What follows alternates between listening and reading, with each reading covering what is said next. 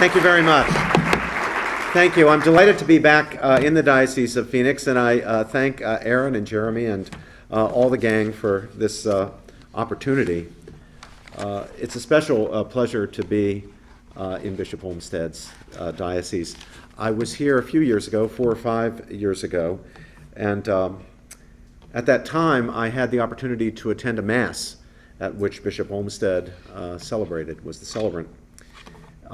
And on that occasion, for the first time in my life, I perceived the beauty in the Novus Ordo, the new Mass. It gave me a sense of what the Fathers of the Second Vatican Council and the liturgical reformers thought they were getting when they moved to the new Mass. And reflecting on why I had that experience, it became clear to me that it was purely a function of the beautiful, simple, profoundly reverent way in which Bishop Olmsted said the Mass.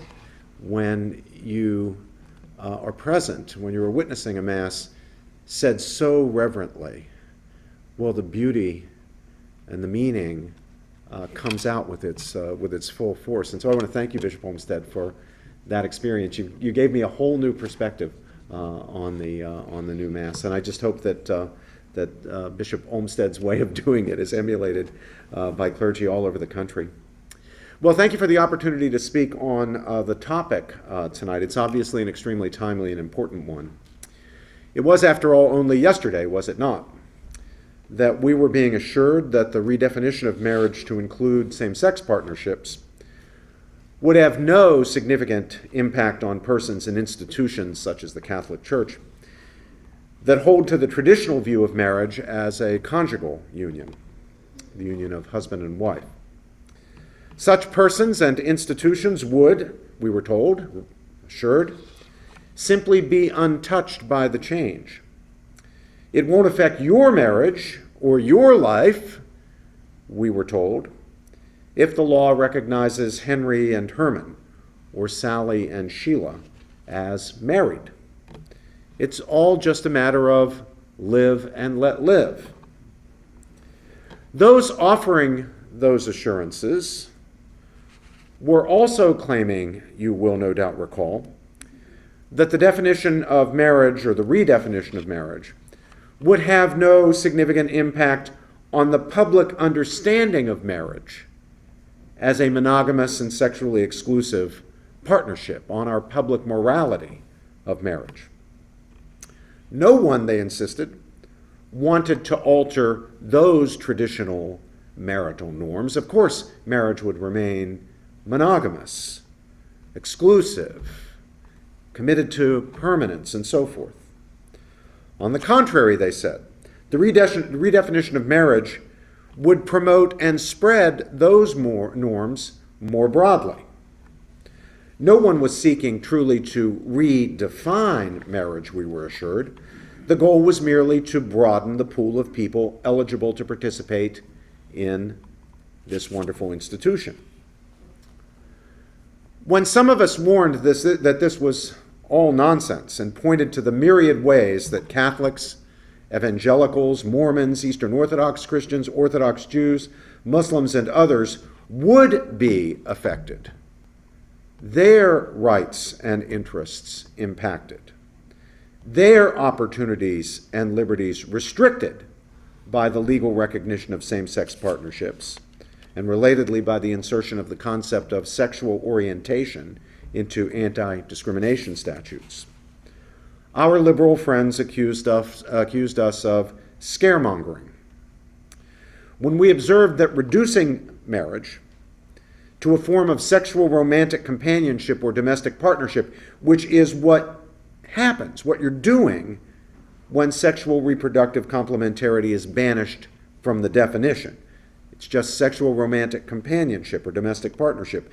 When we observed that making or remaking marriage into mere sexual romantic companionship or domestic partnership necessarily, unavoidably removes any principled ground for understanding marriage as a sexually exclusive monogamous, faithful union of two persons, and not an open partnership or a relationship of three or more persons in polyamorous sexual ensembles. We were charged with invalid slippery slope reasoning. Do you remember? No one, they assured us, would require Christian foster care and adoption services to place children in same-sex headed households in violation of their religious teachings and commitments and moral understandings. No one, they said, would require religiously affiliated schools and social service agencies to treat same-sex partners as spouses in violation of their religious teaching, or impose penalties or disabilities on those that dissent. No one would be fired from his or her job or suffer employment discrimination for voicing support for conjugal marriage or criticizing same-sex sexual conduct and relationships. No business owner, we were told, would be required to provide services for same-sex ceremonies that were contrary to his or her moral beliefs, or punished if he or she declined to provide them. And no one, we were told, was proposing to recognize polyamorous relationships, that is, relationships in which three persons or four or five are married together, this new thing that has emerged. Not the old polygamy where a man might be in three or four or five separate marriages. Henry's married to Sally, but Henry's also married to Jill, and Henry's married to Henrietta, and so forth. No, this new thing called polyamory, or group marriage, where three or more people form a marital sexual bond together. Nor, we were told, would redefinition of marriage undermine the norms of sexual exclusivity and monogamy in theory or practice. But that was then, and this, of course, is now.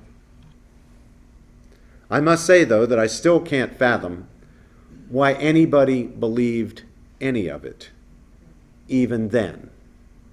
It was all obviously nonsense, and to a very significant extent, insincere nonsense.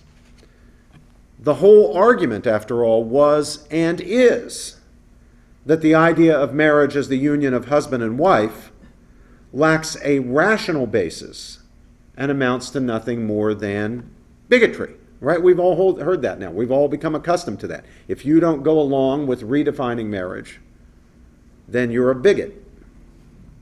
Just like the racists in the Old South, just like the people who opposed interracial marriage. Therefore, of course, no reasonable person of goodwill can dissent from that view, any more than a reasonable person of goodwill could support racial segregation or subordination. And this, because marriage, according to the redefiners, consists principally of companionship of people committed to mutual affection and care. And after all, two people of the same sex can be committed to mutual affection and care. So can three people, so-called thruples, or four people, or five. Any distinctions beyond this one, they condemn as baseless. Since most liberals, and even some conservatives, it seems, apparently have no understanding at all of the idea of marriage as a conjugal relationship, a one-flesh union, not even enough of a grasp to consciously consider and reject it, they uncritically conceive marriage precisely as sexual romantic companionship or domestic partnership, and they can't fathom how anyone could possibly understand it in any other way.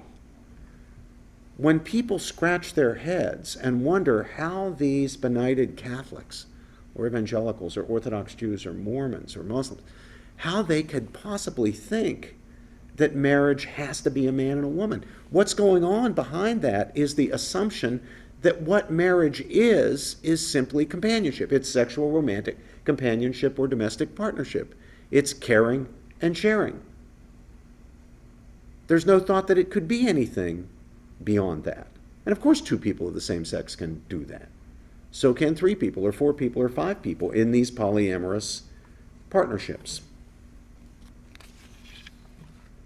And this is despite the fact that the idea of marriage as conjugal, as a bodily relationship, wherein the bodily relationship in reproductive union provides the foundation for a multi-level sharing of life, that is a sharing of life at every level, the biological, but also the affective or emotional, the rational, dispositional, the spiritual, despite the fact that marriage is a conjugal partnership, has historically been embodied in our matrimonial laws and the matrimonial understandings of almost all cultures, East and West, and explains their content, not just the requirement of spousal sexual complementarity, but also rules concerning legal consummation of marriage and annullability for non-consummation, norms of monogamy and sexual exclusivity, and the pledge of permanence of commitment, in ways that the sexual romantic domestic partnership conception of marriage simply cannot. You notice that? If you assume that what marriage is sexual romantic companionship or domestic partnership, you have no principled basis for thinking not only that marriage is a man and a woman, you have no principled reason for thinking that marriage is two people and not three or four or five in a polyamorous ensemble. Or that marriage is sexually closed rather than open if the partners would prefer, however many of whatever sexes, would prefer an open sexual relationship. Or committed to permanence, as opposed to, say, for a 5-year term renewable, or a 3-year term, or what have you. Still, having adopted the sexual romantic companionship or sexual romantic domestic partnership idea, and seeing no alternative possible conception of marriage, despite the fact that one has been staring them in the face for 10,000 years. They assume, and of course it's just that, an assumption, and a gratuitous one, that no actual reason exists for regarding sexual reproductive complementarity as integral to marriage. After all, two men or two women can have a romantic interest in each other, live together in a sexual partnership, care for each other, share a bank account, visit each other in the hospital, and so forth. So why can't they be married? Those who think they can't be, allegedly having no rational basis for their view, are therefore guilty of discrimination, bigotry, animus, hatred. By the same token, if two men or two women can be married, then why can't three or more, irrespective of sex, as thruples or quadrads or quintets or what have you? Since no reason, allegedly no reason, supports the idea of marriage as a male-female union, or a partnership of two persons and not three or more, the motive of those insisting on these other traditional norms must also be a dark and irrational one. My point that defining or redefining marriage as sexual romantic companionship or domestic partnership to accommodate same-sex relationships erodes the basis for permanence and exclusivity in any relationship is increasingly confirmed by the rhetoric and arguments of advocates of this view themselves and by the policies that they increasingly are led to embrace. Out here in Arizona, philosophy professor Elizabeth Brake, for example, supports what she calls minimal marriage, in which, and I quote her, individuals can have legal marital relationships with more than one person,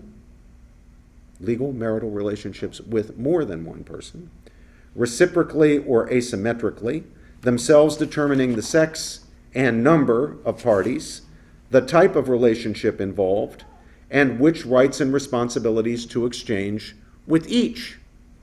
Professor Brake, to her credit, God bless her, sees and is willing to carry forward with the logic of a position that begins with an understanding of marriage merely as sexual, romantic companionship or domestic partnership. There is no principled stopping place. There is no principled basis for imagining that marriage has to be the union of two and only two people, or that it has any fixed boundaries or objective meaning at all. Judith Stacy, a prominent New York University professor who is in no way regarded as a fringe figure, in testifying before Congress against the Defense of Marriage Act, and the evidence that she's no mere fringe figure in this movement is the fact that they put her forward to testify in Congress for their position.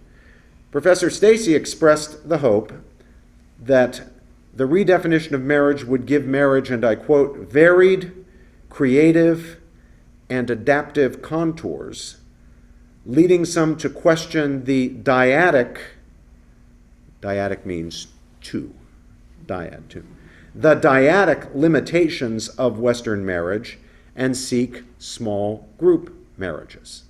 Why they have to be small, I don't know, but small group marriages. I don't know what small is. Is it 7? Is that small? In their published statement called Beyond Same-Sex Marriage, more than 300 self-identified LGBT and allied scholars and advocates, including such prominent and influential figures as Gloria Steinem, Barbara Ehrenreich, and Kenji Yoshino, call for legally recognizing as marriages or the equivalent sexual relationships involving more than two partners. Nor are such relationships unheard of in contemporary America. Newsweek reports that there are more than 500,000 polyamorous households in the United States alone. In Brazil, a public notary has recognized a trio of people as a civil union. Mexico City has considered expressly temporary marriage licenses, the 3-year or 5-year renewable license. The Toronto, Canada District School Board treats polyamorous partnerships as among the many valid forms of family structure in its curricular materials. And what about the connection to family life? Writer E.J. Graff celebrates the fact that recognizing same-sex unions would change the institution's message, as she describes it, so that it would, quote, ever after stand for sexual choice, for cutting the link between sex and diapers, unquote. Enacting same-sex marriage, she says, quote, does more than just fit, it announces that marriage has changed shape, unquote. And indeed, she's right.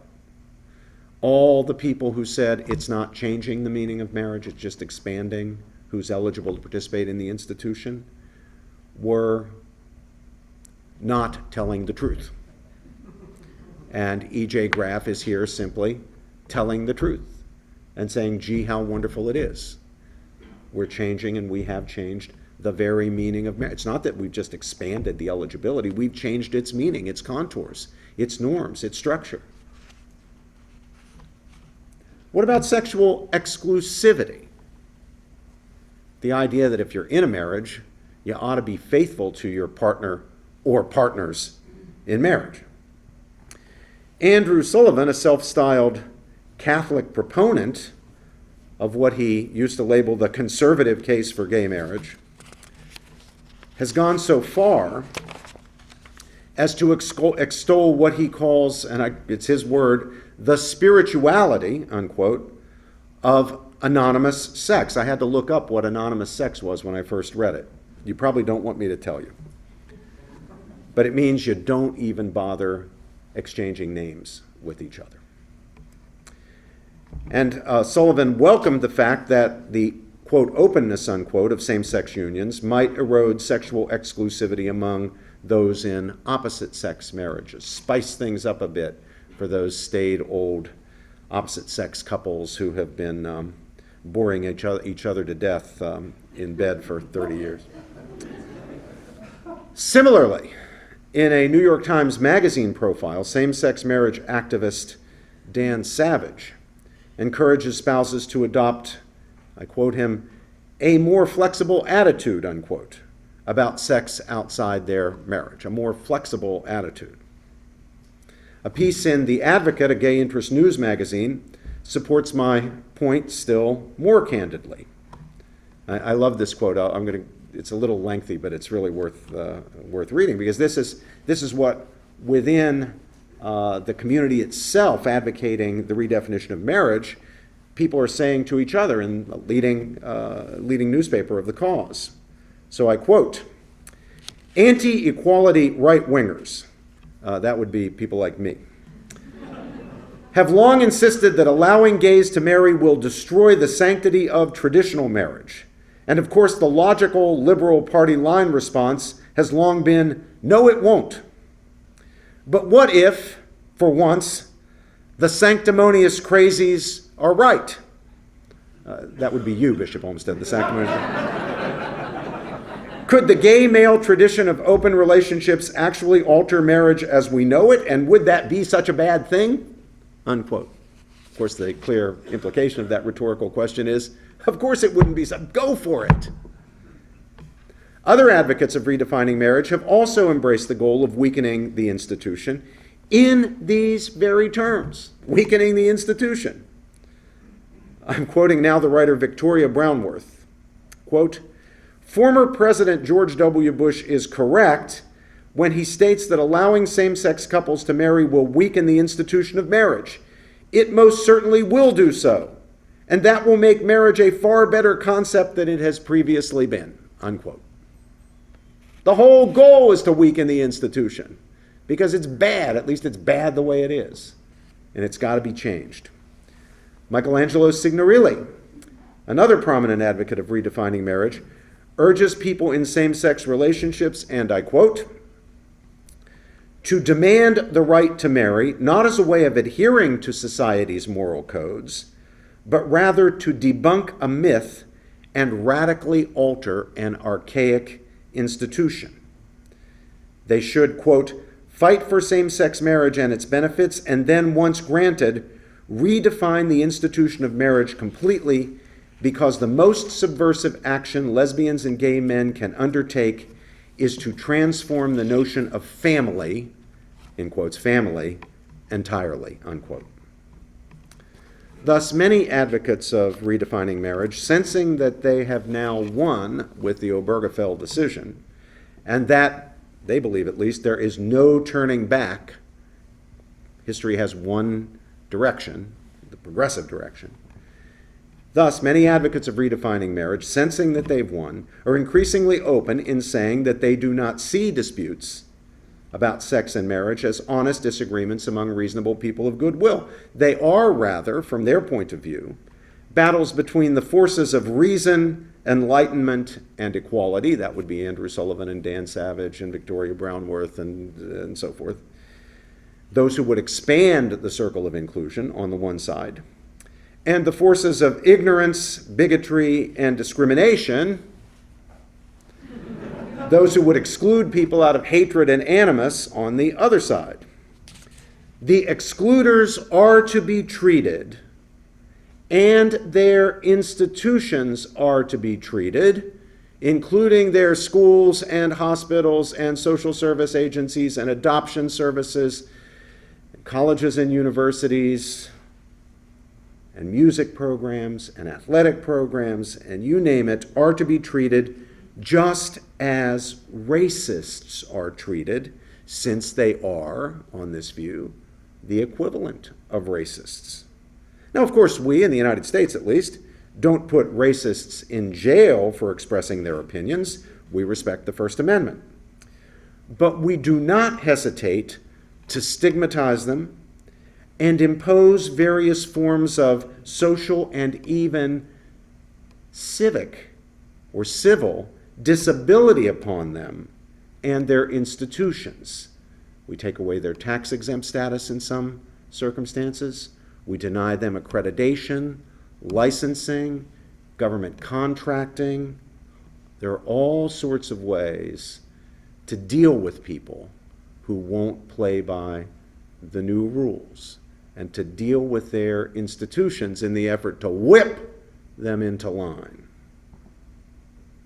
In the name of marriage equality and non-discrimination, liberty, especially religious liberty, and the rights of conscience, and genuine equality, equality before the law, including for Catholics, evangelicals, Mormons, Eastern Orthodox Christians, Orthodox Jews, Muslims, and so forth, are undermined. As I've said so very often in the past, the fundamental error made by some supporters of conjugal marriage, true marriage, was and is to imagine that a grand bargain could be struck or could have been struck with their opponents. We will accept the legal redefinition of marriage. You will respect our right, as Catholics or whatever, to act on our consciences without penalty, discrimination, or civil disabilities of any type. Same-sex partners will get marriage licenses, but no one will be forced for any reason to recognize those marriages or suffer discrimination or disabilities in employment, licensing, accreditation, government contracting, or any other area for declining to recognize them or become complicit in facilitating them. That was the bargain people, I think, very unwisely, very imprudently, frankly foolishly, hoped for. There was never any hope of such a bargain being accepted. It was a fantasy. And those who failed to fight hard, or continue to fail to fight hard, in the defense of marriage, in the hope that such a bargain could have been struck to protect their religious liberty, the religious liberty of their families, or their co-religionists, or their church, were very, very badly mistaken. Now, perhaps parts of this grand bargain would be accepted by the forces seeking to redefine marriage temporarily for strategic or tactical reasons as part of the political project of getting marriage redefined. You saw something like that in Connecticut. But guarantees of religious liberty and non-discrimination for people who cannot, in conscience, accept same-sex marriage could and would then be eroded and eventually eliminated. After all, full equality, according to the marriage redefiners, requires that no quarter be given to the bigots who want to engage in discrimination in the name of their retrograde religious beliefs. Dignitarian harm, as it's sometimes called, harm to people's dignity, the harm that they allege is done to people when, let's say, a flower shop owner refuses to participate in a same-sex wedding, or a photographer refuses to contribute his or her artistic talents to a same-sex ceremony. Dignitarian harm must be opposed as resolutely as more palpable forms of harm, and that's why you find providers of photography or Christian florists or people who are caterers who cannot participate in conscience participate in same-sex weddings. That's why you find them being fined $135,000 or being driven out of business, despite the fact that the parties who sought their participation in these ceremonies could easily have found other people who were perfectly willing to do it. The people who wanted to live by their own consciences had to be punished pour encourager les autres, to teach a lesson to everybody else, to make clear that dissent will not be tolerated. Now, there's a reason for this. Liberal secularism never was and never will be what the late, very great Harvard liberal political philosopher John Rawls depicted it as being and hoped it would be. I'm throwing out a name there for the professors in the audience.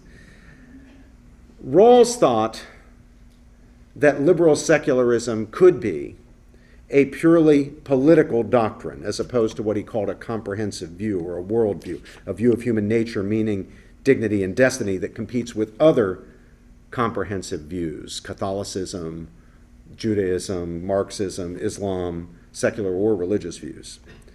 Nowhere is the reality of contemporary liberalism as precisely a comprehensive doctrine, a secularist religion, a competitor trying to drive out the competition, more plainly on display than in the moral cultural struggle over marriage and sexual morality. Liberal secularism will tolerate other comprehensive views, Catholicism, Judaism, what have you, so long as they present no real challenge or serious threat to secularism's own most cherished values. But when the competing views, comprehensive views, do present a challenge, when they really are competitors, when they really stand up for the sanctity of human life in all stages and conditions, or marriage as the conjugal union of husband and wife, or even for religious liberty,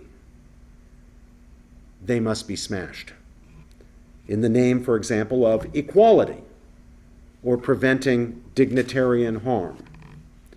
And their faithful must be reduced to a dhimmi-like status in respect of opportunities in employment or contracting or other areas that, from the point of view of liberal secularist doctrine, cannot be made available to them if they refuse to conform themselves to the demands of liberal ideology. Now, of course, there will be some within the community, the liberal community, Rawlsians and others, who will try to make some room for meaningful dissent, even in practice and not just in thought and speech. God bless them. God bless them for trying. And they will make various arguments, principled and practical, for why what might be described as the Church of Liberal Secularism should avoid being too draconian in its treatment of heretics and dissenters. But they will lose the battle. The very success of the movement to which they have given their allegiance will reinforce the belief among their compatriots that the movement's victories were victories of righteousness over evildoers, and expressions of dissent, even small ones, will increasingly be perceived not only as deeply wicked, a war on women, or discrimination against this or that group, but as presenting a grave and intolerable danger to the order of goodness that was, after a long struggle and at great cost, finally achieved. And so, as Dean Robert Vischer of the University of St. Thomas Law School has observed, the tension between religious liberty and gay rights is, I'm quoting him, is a thorny problem that will continue to crop up in our policy debates for the foreseeable future. Dismissing religious liberty concerns as the progeny of a, quote, separate but equal, unquote, mindset does not bode well for the future course of those debates, unquote. Well, that, in my opinion, is to put it mildly. It's really a gross understatement. But there is, I believe, no chance of persuading champions of sexual liberation, and it should be clear by now that this is the cause that they serve, whether it's abortion or same-sex marriage or whatever, that they should respect or permit the law to respect the conscience rights of Catholics and others with whom they disagree. Just look at it from their point of view. Why should we permit full equality to be trumped by mere bigotry, irrationality? Why should we recognize what from their point of view is just a right to discriminate? So if the photographer does not in conscience feel he can contribute his artistic talents to the celebration of a relationship or a ceremony that he believes is immoral, then he's got to be driven out of business. He's got to lose his license to do business, because otherwise we're, by recognizing his religious liberty, creating a right to discriminate, and we can't have that. Why should we respect religions and religious institutions that are incubators of homophobia, which from the point of view of a Dan Savage or Victoria Brownworth is exactly what the Catholic Church is? Bigotry, religiously based or not, must be eradicated. just as racism must be eradicated. The law should certainly not give it any recognition or lend it standing or dignity. Why should those who hold bigoted views be permitted to hold faculty positions at colleges, universities, or in law schools? Why should they even be permitted to speak or to be heard on campuses? Why don't we have speech codes to make sure they can't express views that impose dignitarian harm? Why should they be tolerated in print or broadcast media? Kurt? Why should they have a role in the entertainment field or in news or in law firms or in the corporate world? That would be like giving quarter to bigotry. Of course, people who hold conservative views on moral issues have long experienced discrimination in all of these areas. But until recently, the discriminators felt it necessary to pretend that they did not practice discrimination. So if you would ask a member of a faculty, a liberal member of a faculty at a mainstream secular university, why are there no moral conservatives on your faculty, or so few? You'd get answers like, well, it must be because they aren't bright or accomplished enough. Or, this is a good one, this was much more common. Well, conservatives really love money more than ideas, so they gravitate toward business, not academic life. Or there's always this one. Gosh, I don't know, it's just such a mystery. Why are there so few people in Hollywood who hold or reveal that they hold conservative views on moral questions? Oh, well, that's another one of those impenetrable mysteries. Really just beats me. I mean, it's not as if there's a blacklist or anything like that. But increasingly, it will be unnecessary to dissemble or maintain these pretenses. The answer will simply be, and it increasingly is, when you ask these questions, well, it's because we don't tolerate bigots like you around here. That's the answer. And young people who aspire to careers, whether it's in academia or entertainment or the news media or just corporate America, will get the message loud and clear. Whatever your parents raised you with, your Catholic faith or Orthodox Jewish faith or Mormon faith, whatever they raised you with, if you want to be somebody in this culture, you better make all the right noises. You better get with the program, because we don't tolerate the other kind in this industry. The lesson, it seems to me, for those of us who believe that the conjugal conception of marriage is true and good and essential for the flourishing of society, and who wish to protect the rights of our faithful and of our institutions, our churches, our schools, our social service agencies, to honor that belief in carrying out their vocations and missions, like the Little Sisters of the Poor. The message, the lesson is that there is no alternative to winning the battle in the public square over the legal definition of marriage, however dark and even hopeless that cause looks, and even if the horizon, the time horizon, is 50 or 100 years. The grand bargain, the so-called grand bargain, is an illusion that we should never have entertained and which we must now, if we have it in our heads, dismiss it from our minds. And even if we won't, even if we want to hang on to it, it will soon be blasted out of our minds by the harsh realities that are already now descending upon dissenters from the new liberal orthodoxy. Ask Brendan Eich, the great tech genius who lost his opportunity to lead Mozilla simply because he had contributed to the pro-marriage referendum in California in 2008. There will be more Brendan Eichs, more people who are made examples of, so that others, fearful of the consequences for their livelihoods and relationships, won't even consider expressing dissent. Indeed, the ultimate goal of punishing the public dissenters. I mean, the reason they're imposing $135,000 fines on mom and pop florists or restaurants is to marginalize and stigmatize dissent to the point that people will be deterred even from entertaining it in the privacy of their own minds.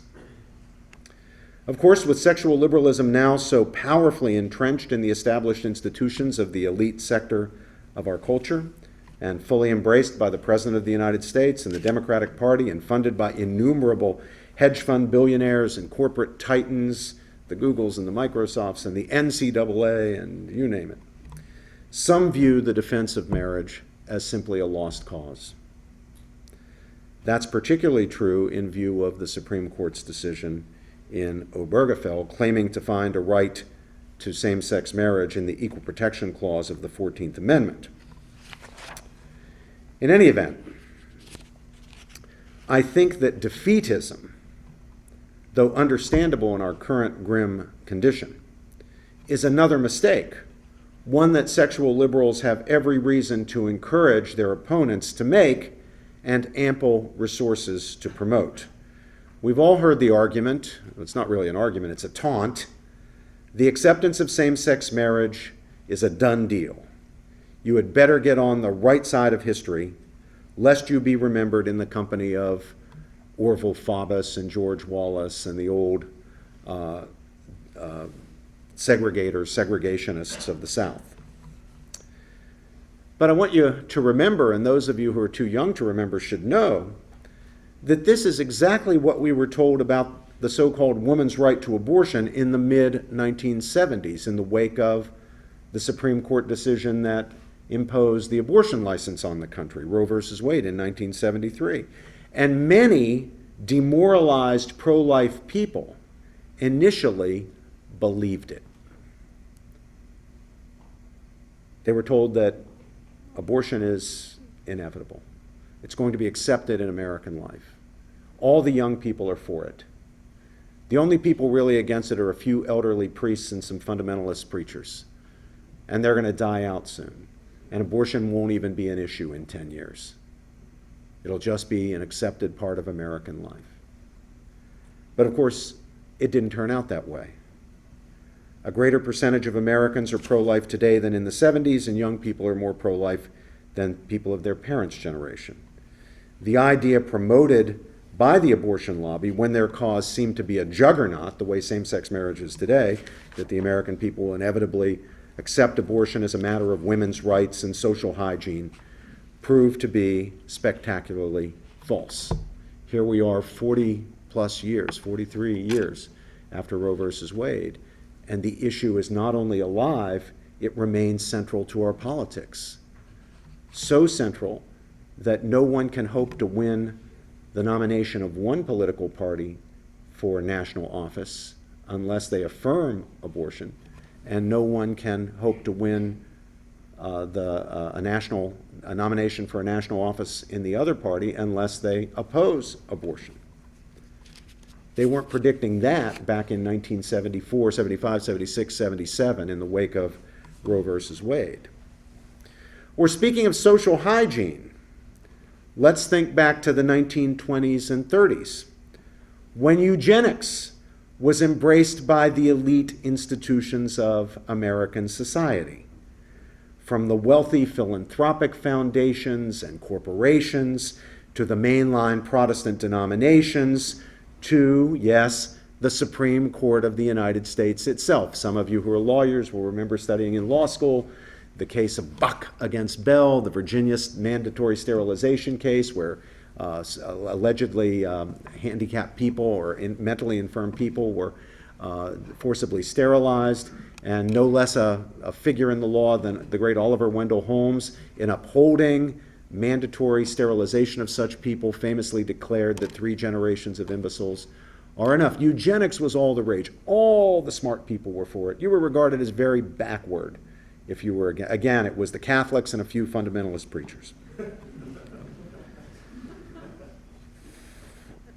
And the thought was, of course, that the back of their resistance would soon be broken by the sheer rationality of the eugenics idea, making a more perfect human.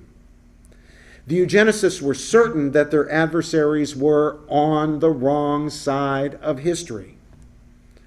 The full acceptance of eugenics was allegedly inevitable. But of course, things didn't quite turn out that way.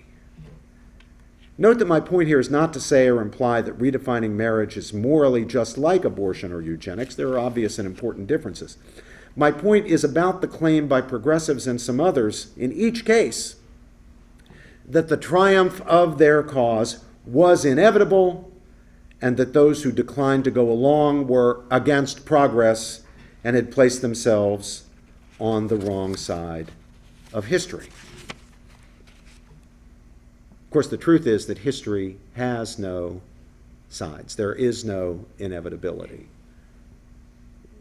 History is an impersonal set of contingencies. It has no more power to judge ultimate moral rightness or wrongness or to condemn than has a stone outcropping or a golden calf.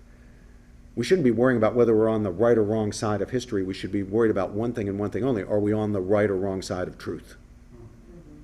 That's where we need to be, on the right side of truth. And it doesn't matter what the great and the famous and the influential and the powerful think. Being on their side ultimately counts for nothing at all. Being on the side of truth, of right, of justice, of good is what matters. Now, there's no inevitability either way. Just as it's not inevitable that this revised conception of marriage will represent the inevitable future, the conjugal conception of marriage may or may not prevail in law and culture. We may or may not be able to restore it. There's nothing inevitable in this domain. As the left-wing but decidedly anti-Hegelian Brazilian legal theorist Roberto Unger used to preach to us when I was a student in law school at Harvard, the future will be the fruit of human deliberation, judgment, and choice. We make it. It doesn't just ride along. We don't just ride along on it. We, by our deliberation, our judgments, our choices, our actions, determine the future. It is not fixed by laws of history or forces of social determinism. As the Marxists learned the hard way, the reality of human freedom is the permanent foiler of inevitability theses, whether it's abortion or eugenics or whatever it is. Same-sex marriage and the assaults on liberty and equality in the aftermath of Obergefell that follow in its wake are inevitable only if defenders of marriage make their adversaries' prophecies self-fulfilling ones by buying into them. So my call to supporters of marriage and religious liberty is to stand up, speak out, fight back, resist. Do not be demoralized. Refuse to be intimidated. Speak moral truth to cultural, political, and economic power. Openly love what is good and defy and resist whatever opposes and threatens it. And be prepared, if it comes to it, to pay the cost of discipleship. If we, Catholics in particular, are serious about our faith, well, it's true of all Christians, if we're serious about our faith, then we will remember what Jesus promised would come of our being his disciples. What did he say would come? What did he promise us? What was the deal? That if we would be his disciples, we would become rich, powerful, influential, important, looked up to, admired. No. If you want to be my disciple, Jesus said, we could say it in unison, couldn't we? You must take up your cross and follow me. Take up your cross. So that's what's on offer, crucifixion, a cross. It's always struck me as one of the proofs of the truth of Christianity that they were able to sell this to the world.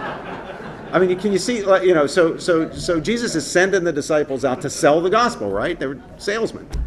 Okay, boss, we're eager, enthusiastic, ready to go out there and tell the world the good news. Okay, now what do we tell them they get for the deal? And yet, by their example, by their willingness to suffer, to face intimidation, bullying, persecution, and not be turned, not be demoralized, they did change the world. That rotten, horrible, grotesque, brutal, late Roman world. They did it. And we're them. We're just them. Now, are we going to follow their example, or are we not? Are we Christians? Are we serious about our Christian faith, or are we not? That's what it comes down to. Now, we know the ultimate promise, of course, beyond the cross, because it doesn't end at Good Friday. Easter comes. We know that ultimately the reward is the most unbelievable, indeed unimaginable thing of all, a sharing in the divine life of the Trinity, of the triune God. But we don't get to Easter without going through Good Friday. And it's Good Friday now. Easter's coming, but it's Good Friday. And now is the time when we face the intimidation, the bullying, the persecution, and we take up our cross. And we've got to be prepared to stand together with anyone of any faith, Catholic, Protestant, Orthodox, Jewish, Mormon, Muslim, Hindu, Buddhist, Sikh, Jain, who will stand with us to uphold marriage and defend religious freedom and the rights of conscience. Yes, we must be as gentle as doves, to be sure, but also as cunning as serpents. We need to be relentless in our determination to defend what is right in the courts and in the streets, on the blogs, and in the legislative chambers. Our weapons are not the force of arms. They are the chaste but ultimately most powerful weapons of all, the weapons of the Spirit. So what do we do? First, pray ceaselessly. I mean, again, if we're serious Christians, we know that the most important thing we can possibly do is pray. We've got some praying to do because we're in big trouble. The culture's in big trouble. We're in big trouble. We need to be on our knees before God, praying. But doing more than only praying. We have to work diligently in the public square to elect champions of life, marriage, and religious liberty. And third, we must fight to keep at least one of the major political parties faithful to the moral principles that have drawn so many former members of the other party, myself among them, into it over the past 4 decades. Remember that the liberal movement, having now won a complete lock on the Democratic Party, will now devote its attention and formidable resources to making inroads among Republicans. Those of us who are active in or affiliated with the Republican Party must defeat those efforts, making clear to the Republican establishment, not all of whom are friendly to the moral issues, that our loyalty to any party is conditional on the party's fidelity to its principles, including its pro-life, pro-marriage, pro-religious liberty principles. We should remind the Republicans that their party was founded on moral conviction, pledged to fight what the original platform of the Republican Party in 1856 referred to as the twin relics of barbarism, slavery and polygamy. Slavery, the idea that human beings did not possess an inherent dignity, but your dignity depended on an accidental feature like your race. The idea that some human beings could be used and used up for the benefit of other human beings. They could be discarded. They could be sold. Well, where is that philosophy in evidence now in our own culture? The killing of the unborn, the selling of the body parts of unborn children, the idea that being human is not enough, that you need some accidental quality like having been born, that your essential humanity is insufficient as a ground for your dignity and inviolability. And polygamy, the idea that marriage was not the conjugal union of one man and one woman, but rather a man could have sexual partnership with multiple spouses. So standing for what is right and what is wrong is not some new idea in our politics. It goes back to the abolitionists. It goes back to the fight for the rights of women and children, especially when it came to the conditions of labor and employment, the fight against segregation, the leadership of the civil rights movement were religious people, the Reverend Martin Luther King, the Reverend Ralph Abernathy, the Reverend Hosea Williams, who claimed the mantle of the traditional commitment of Christianity to the idea that every human being, no matter how weak, how poor, how vulnerable, was made in the very image and likeness of God. What were once called the twin relics of barbarism have simply taken on a new form. And we must stand against them today with Lincolnian conviction and determination to prevail no matter the cost, no matter how long it takes. It will not be easy. And to worldly eyes, the horizon certainly does look bleak. But we should view the matter not through worldly eyes, but rather in the spirit of that great hymn that opens with the line, "Mine eyes have seen the glory of the coming of the Lord." Thank you, ladies and gentlemen.